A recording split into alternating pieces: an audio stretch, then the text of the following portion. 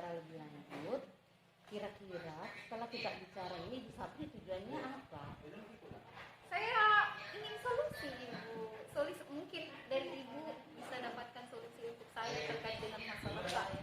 Kalau selain solusi ada lagi yang mau dicapai dari kita bicara hari ini? Begini, Bu. Terus terang saya masih bingung dengan siswa karena dalam 2 minggu terakhir ini saya sudah berikan pembelajaran yang menurut saya itu sudah sangat efektif untuk mereka secara keseluruhan. Tapi tetap saja ada masalah, Ibu. Orang tua dari siswa itu tetap saja komplain sama saya. Komplain? Ya, Komplain tentang apa? komplain katanya saya tidak becus, Ibu, dalam mengajar anak-anak mereka. Maksudnya Ibu Sapri dikomplain cara mengajarnya dan membuat anak-anak tidak paham tentang yang Ibu Sapri ajarkan gitu. Iya, Ibu. Padahal saya sudah berikan pembelajaran yang terbaik. Saya sudah berikan voice record, apa-apa yang mungkin mereka bisa lebih mengerti. Tapi tetap saja begitu tanggapannya, Ibu. Terus masalah komplain tadi Ibu Sapri menanganinya kayak seperti apa? Ya saya diam saja, Ibu, karena saya tidak tahu salah saya itu di mana. Saya hanya diam karena kaget, Bu. Diam? Kenapa diam?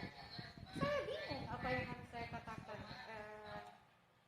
sama orang tua siswa itu, karena saya merasa sudah memberikan yang terbaik. Oke, coba ceritakan Ibu Sapri dalam memberikan pembelajaran ke siswa-siswa selama ini kayak seperti apa? Kalau selama ini saya itu memfoto buku, materi dari buku untuk siswa, kemudian saya kirimkan ke grup kelas kami, kemudian saya kirimkan voice record untuk menjelaskan materi sebagai arahan agar siswa bisa lebih terarah dalam mengerjakan tugas. Karena selama ini sebenarnya saya kesulitan juga sih sebenarnya dalam memberikan materi kepada siswa, apalagi sekarang yang daring kan, harus daring selama pandemi ini. Jadi saya kesulitan mengetahui siswa mana sih yang paham dan tidak paham dengan materi yang saya berikan. Terlebih lagi setelah saya pertama kali dikomplain oleh orang tua siswa, itu rasanya saya kepikiran terus, Ibu. Oke, kalau boleh tahu selama ini Ibu Sapri melakukan tahapan gimana untuk mengetahui apakah siswa yang diajar itu sudah paham atau belum paham terhadap materi yang Ibu Sapri ajarkan?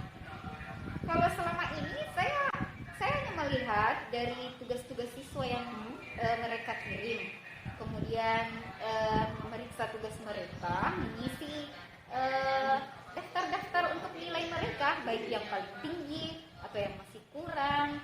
Kemudian untuk yang belum mengerjakan tugas, biasanya saya juga menghubungi dari masing-masing mereka untuk bisa mengumpulkan tugasnya sesuai tepat waktu.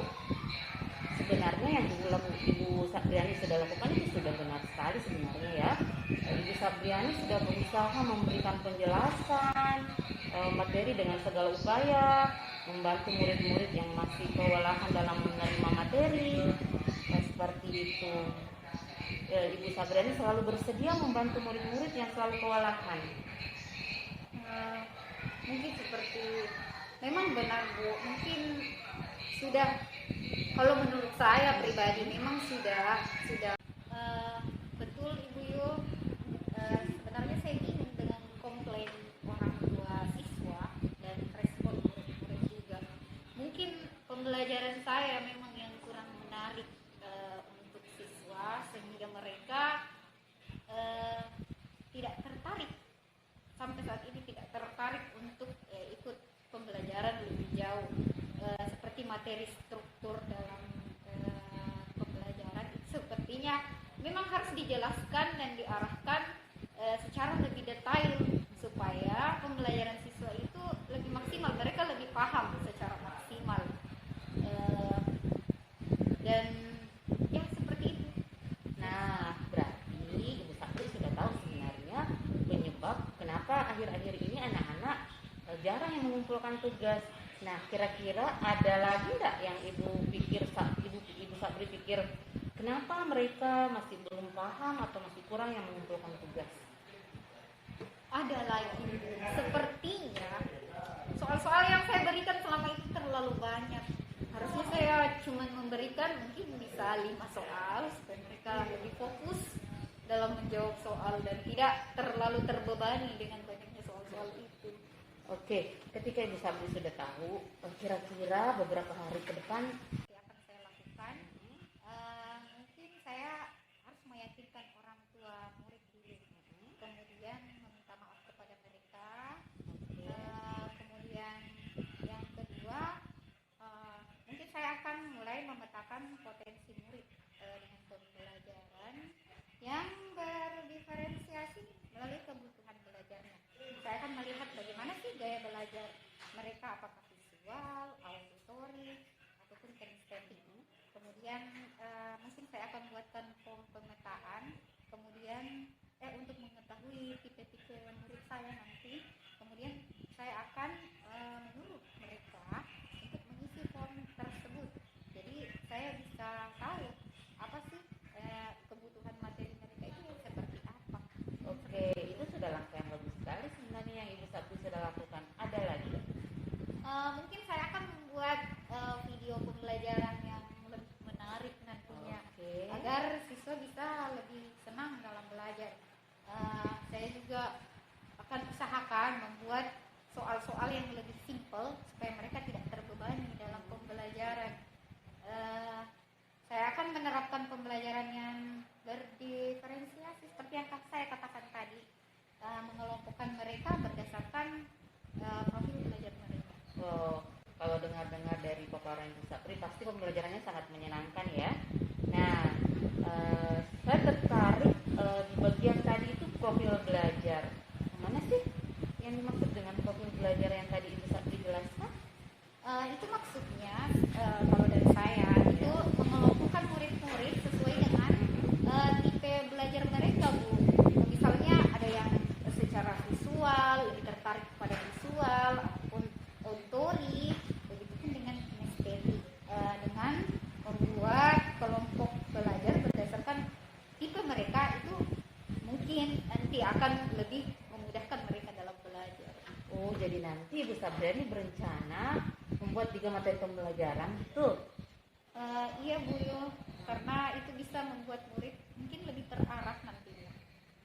Nah, setelah rencana Ibu Sabri mau ceritakan tidak langkah-langkah selanjutnya yang akan Ibu Sabri lakukan apa? Mungkin saya terlebih dahulu akan mengajak orang tua murid untuk ngobrol-ngobrol santai secara virtual tentang apa saja sih yang mereka kendala dari siswa-siswa saya ini di rumah. Kendalanya itu apa saja? Wow, itu bagus sekali. Nah, komitmen Ibu Sabri ke depan seperti apa dan kira-kira siapa sih yang bisa bantu?